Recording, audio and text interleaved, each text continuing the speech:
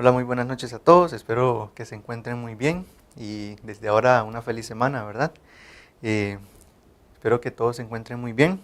Eh, Hoy llevamos como título Una segunda oportunidad. Encontramos nuestra cita en 2 de Samuel 12, versículo 13. Como ya probablemente se podrán deducirlo, vamos a hablar un poquito de la vida de David. Pero sin antes, vamos a tener una palabra de oración para introducirnos en lo que es verdad este tema. Oremos.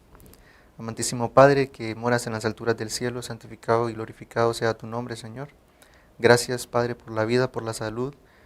Gracias por tu inmensa misericordia, Señor, porque siempre estás ahí para mostrarnos, Señor, tu buen camino, para mostrarnos incluso todo aquello en lo que estamos fallando. Gracias, oh Dios, por amarnos tanto. Ahora que me dispongo de trazar tu palabra, Padre, dame las palabras adecuadas. Que todo sea como siempre, Padre, para gloria y honra tuya, Señor, en el nombre de Jesús. Amén. Muy bien, familia. El título para esta noche es Una segunda oportunidad. Y va muy ligado, ¿verdad?, a la vida de David. ¿Por qué? Bueno, vamos a ir a la lectura en 2 de Samuel. Vamos a empezar desde el capítulo 11. Vamos a ponernos en contexto de un poquito sobre lo que pasó. ¿Por qué una segunda oportunidad? Vamos a ver rápidamente. 2 de Samuel, capítulo 11, versículo 1. Vamos allá. Aconteció el año siguiente, en que el tiempo en que salen los reyes a la guerra, que David envió a Joab junto a sus siervos y a todo Israel. Y ellos derrotaron a los amonitas y sitiaron a Rabá, mientras David se quedó en Jerusalén. Versículo 12, aquí viene la parte central. Un día, al caer la tarde, se levantó David de su lecho y se paseaba sobre el terrado de la casa real, cuando vio desde el terrado a una mujer que se estaba bañando, la cual era muy hermosa. Versículo 3. Envió David a preguntar por aquella mujer y le dijeron: aquella es Bersabé, hija de Elián, mujer de Urías, el Eteo. Versículo 4. Envió David mensajeros para que la trajeran y la tomó. Cuando llegó, él durmió con ella. Luego ella se purificó de su inmundicia y regresó a su casa. Qué interesante. Bueno, a mí, como lo comento rápidamente, a mí me gusta leer el pasaje.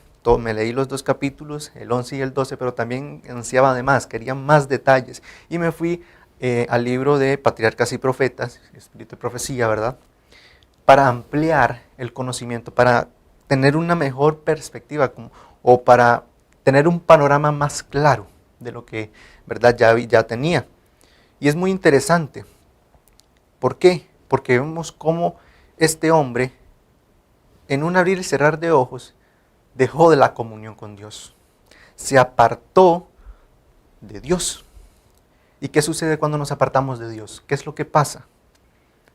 ¿A quién gana terreno, en este caso, para con nosotros? Satanás.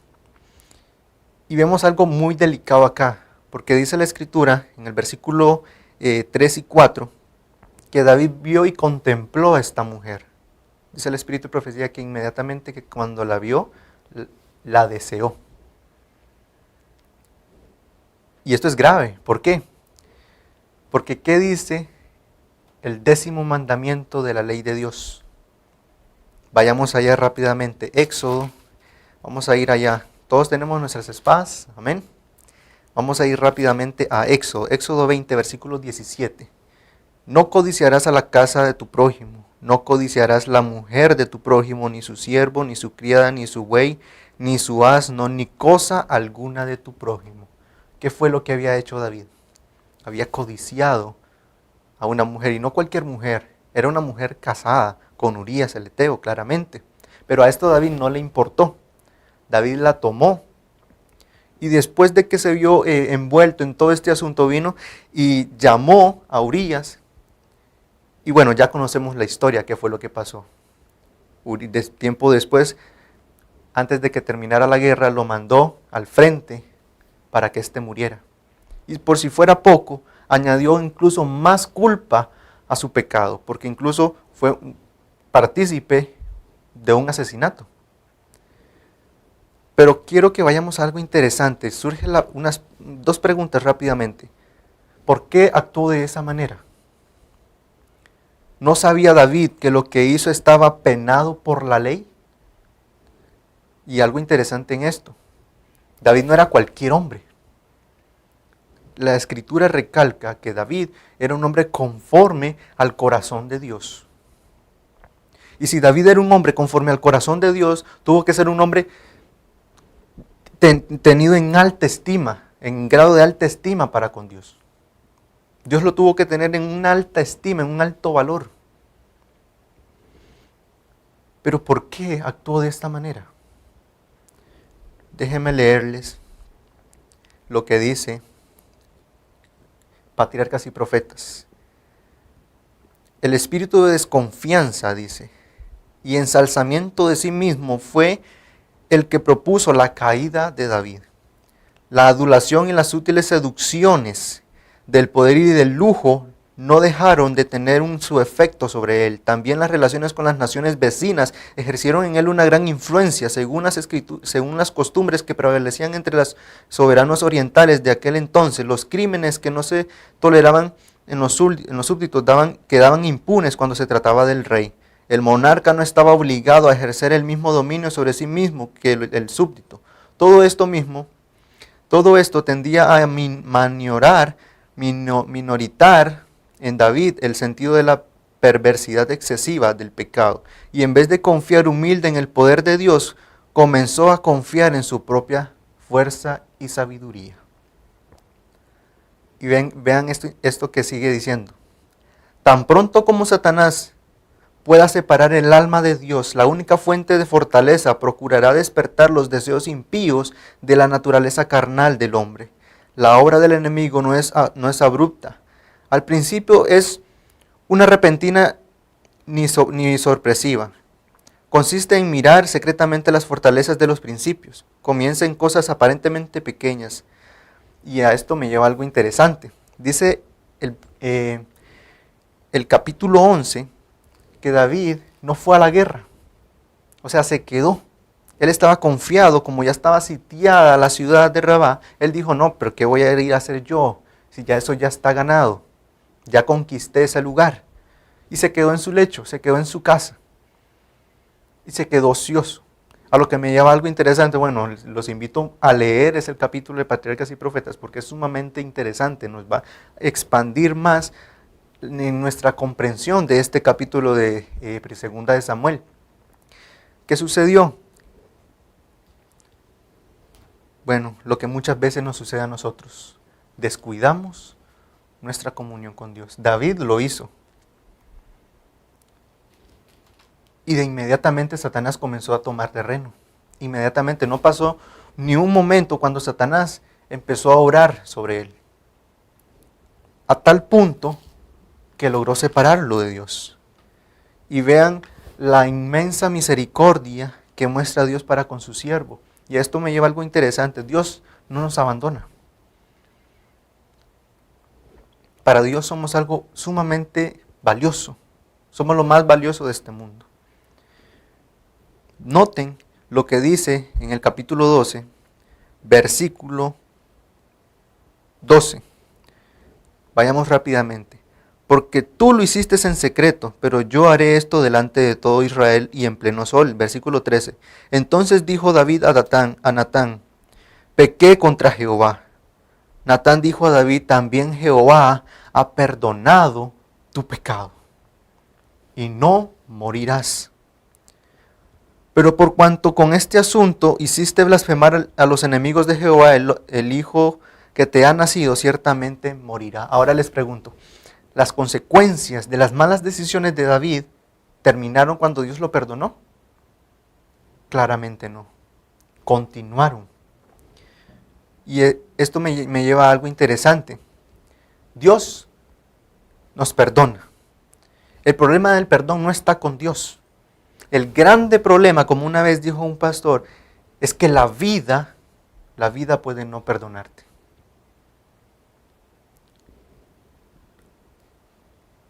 Las consecuencias de las malas decisiones de David continuaron. Y relata la Escritura que él vino, ayunó, oró, se vistió de cilicio, derramó el alma delante de Dios por su hijo, pero ya había dictado sentencia a Dios para con él. Y quiero que notemos algo interesante. El pecado fue capaz de derribar al hombre más sabio del mundo, Salomón. El pecado logró derribar al hombre más fuerte del mundo, Sansón. El pecado también logró derribar al hombre que era conforme al corazón de Dios, David. Entonces, ¿qué creemos nosotros que puede hacer el pecado cuando nos alejamos de Dios? Si el pecado fue capaz de derribar a todos y cada uno de estos hombres, ¿cuánto más para con nosotros que descuidamos incluso nuestro culto matutino antes de iniciar el día? ¿Cuánto más Satanás podrá influir en nuestra vida porque dejamos de orar, porque dejamos de consagrarnos cada mañana, porque dejamos de congregarnos cada sábado, porque dejamos de ser un ejemplo de una verdadera vida transformada por el Espíritu Santo? Sin embargo, vemos aquí cómo Dios le da una segunda oportunidad a David. Dios vio el corazón sincero de David, vio que era sincero. Y si no, vayamos rápidamente a Salmo 51, para que notemos por qué es que vamos a ver a David en el cielo. Salmo 51.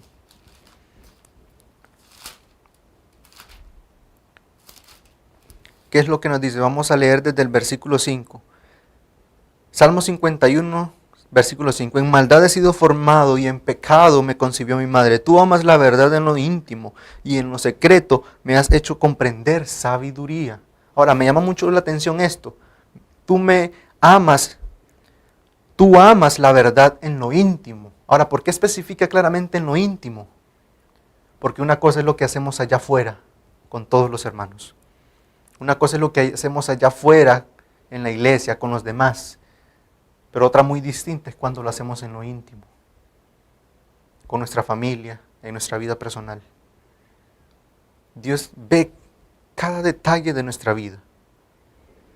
Y no solo eso, y en lo secreto me has hecho comprender sabiduría.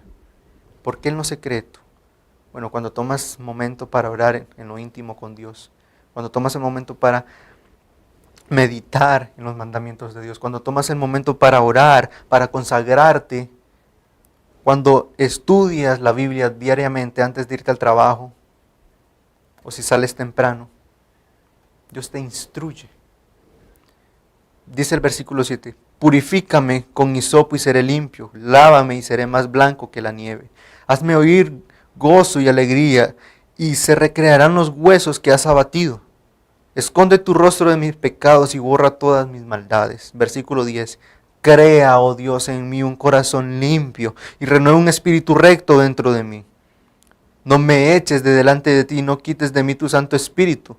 Devuélveme el gozo de tu salvación y espíritu noble me sustente.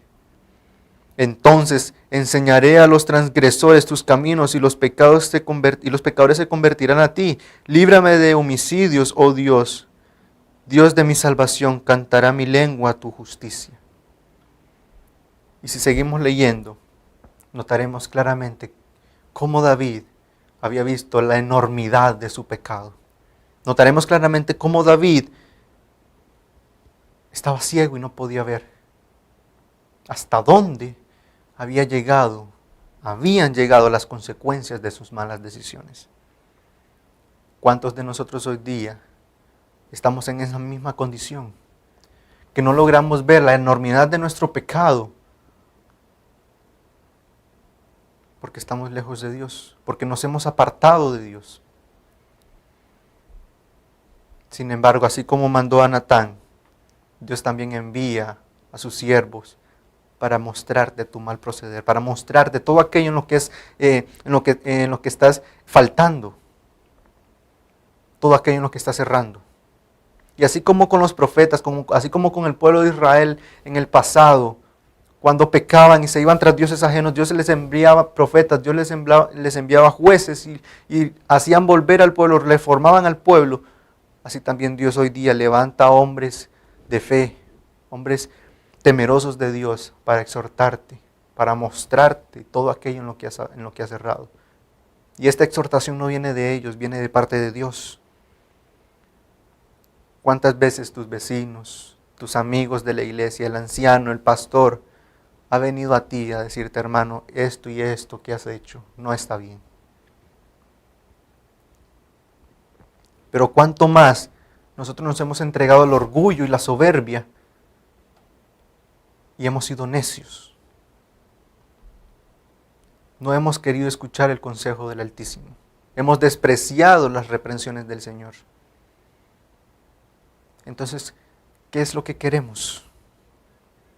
¿Seguir actuando deliberadamente conforme a nuestro corazón?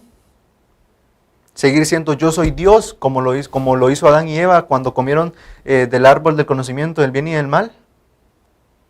Porque así, con esa acción ellos le dijeron a Dios, Señor, gracias por crearme, gracias por todo este regalo, por todo lo que nos has dado, pero de hoy en adelante yo seré capaz de decidir lo que es bueno y lo que es malo. Yo decidiré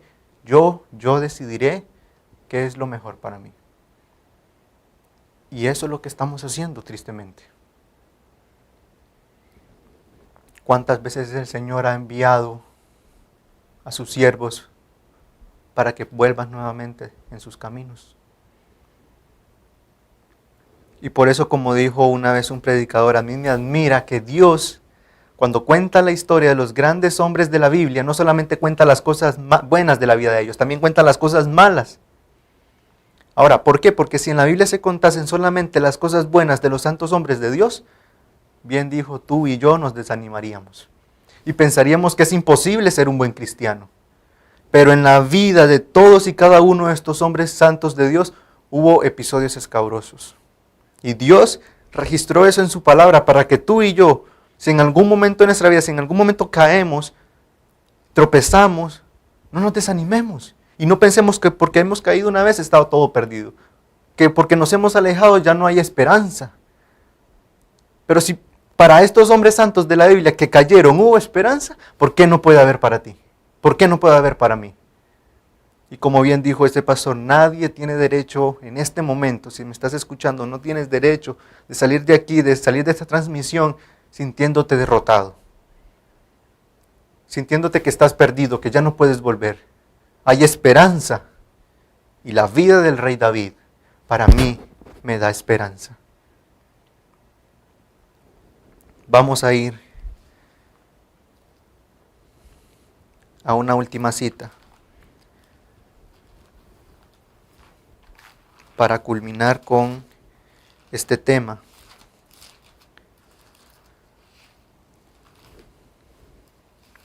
Vamos a ir al libro de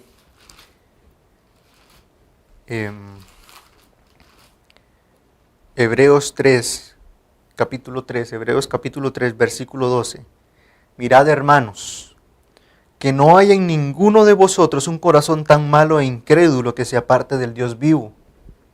Antes bien, exhortaos unos a otros cada día, entre tanto que se dice hoy, para que ninguno de vosotros se endurezca por el engaño del pecado.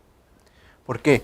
Porque, como bien dice también el capítulo 4, versículo 13, y no hay nada en este mundo, no hay cosa creada que no sea manifestada ante su presencia. Antes todas las cosas están desnudas y abiertas a los ojos a quien tenemos que dar cuenta. ¿Vamos a ser soberbios, alejarnos de Dios o hacer como David y reconocer nuestra culpa, reconocer nuestro pecado y que hemos errado? Bien dijo el Señor, hay camino que al hombre le parece justo, correcto, bueno, pero su fin es la muerte. ¿Por qué? ¿Por qué vemos muchas veces ese camino bien, bueno, con buenos ojos? Porque Satanás pone las cosas más deslumbrantes, la pompa de este mundo delante de nuestros ojos, para que vayamos en pos de ellas. Pero no logramos ver más allá y no nos damos cuenta que es solamente camino de muerte, muerte eterna.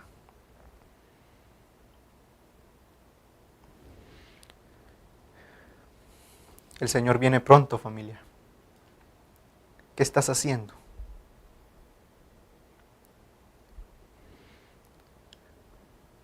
una pregunta ha surgido y ha conmocionado al mundo durante tanto tiempo. Nadie la puede responder, los filósofos, ninguno puede. ¿Cuál es el propósito de nuestra vida en este mundo? La Biblia contesta esa pregunta. El propósito de nosotros en este mundo, tuyo y mío, es desarrollar nuestros talentos, nuestras virtudes, nuestros dones, todo aquello que Dios nos ha dado para ponerlos al servicio de Dios y Él haga de ellos unos instrumentos para salvación de las almas. Ese es nuestro propósito en este mundo.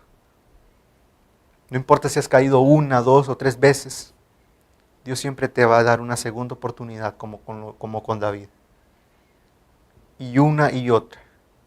Pero debes entender y reconocer que es necesario reconocer primeramente nuestro pecado, alejarnos y consagrarnos más a Dios y nunca más alejarnos.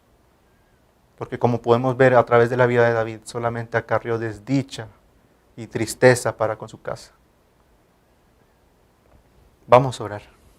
Amantísimo Padre que estás en las alturas del cielo, santificado sea tu nombre, oh Dios. Gracias te damos por estar acá presente, Señor, es todo un privilegio. Pongo en tus manos, Padre, a cada una de las personas que están sintonizando esta transmisión, que todo sea para gloria y honra tuya, Padre, y que puedan ver cuán grande es tu amor por cada uno de ellos. Te lo ruego, Señor, ayúdalos a volverse a ti, ayúdalos, produce en ellos un deseo intenso de ti, Padre, y de involucrarse en la obra de la predicación del Evangelio en todo el mundo. Gracias, Señor, en el nombre de Jesús. Amén. Bueno, familia, pasemos una hermosa noche, siempre meditando en los consejos del Altísimo.